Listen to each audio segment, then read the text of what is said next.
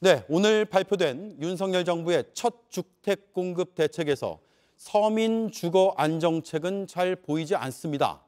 문재인 정부 때보다 많은 집을 짓겠다고 했습니다. 재건축 투기를 막기 위해 조였던 규제를 확 풀겠다고 했습니다. 반면 대선 때부터 약속한 공공임대나 전월세난 해소 방안은 찾아보기 어렵습니다.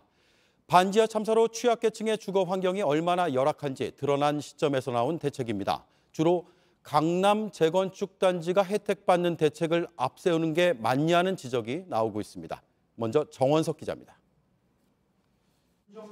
윤석열 대통령은 공약에서 임기 동안 공공임대를 매년 10만 호씩 50만 호를 공급하겠다고 했습니다. 하지만 이번 대책에선 공공임대보다는 분양에 초점을 맞췄습니다. 재건축, 재개발 규제 완화와 신규 택지 개발을 통해 새 집을 늘리겠다는 겁니다.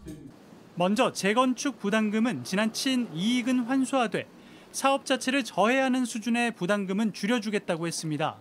집값 상승으로 부담금이 수억 원씩 오르면서 행정소송이 발생하는 등 재건축 단지마다 불만이 터져나왔기 때문이란 겁니다.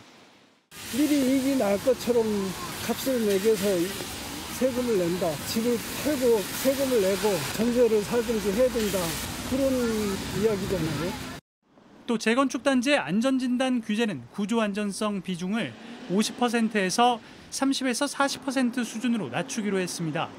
지자체 문턱을 넘어도 지금은 의무적으로 정부기관이 다시 한번 검증하도록 한 정밀 안전진단도 지자체 요청이 있을 때만 하도록 규제를 완화했습니다. 하지만 재건축에 대한 규제 완화가 서울 강남을 중심으로 집값을 불안하게 만드는 불씨가 될 수 있다는 우려가 나옵니다. 전체적으로 주택가격들은 하락하고 있지만 강남 재건축을 중심으로 일부 재건축 사업장에서는 투기적인 현상도 발생을 해서 부동산 시장의 양극화를 더 강화시킬 가능성이 있습니다. 민간 역할을 키우는 것도 특징입니다. 5년간 270만 가구를 공급하는데 규제 합리화와 절차 단축 등 인센티브를 제공해 130만 가구는 민간에서 공급하도록 유도하겠다는 겁니다.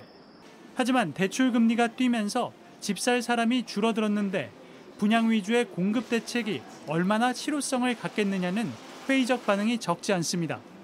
여기에 전셋값은 별로 안 떨어지는 상황에서 월세난이 갈수록 커지는데 정작 이번에 전월세 대책은 빠져 서민에게 큰 도움이 안 된다는 비판도 나옵니다. JTBC 정원석입니다.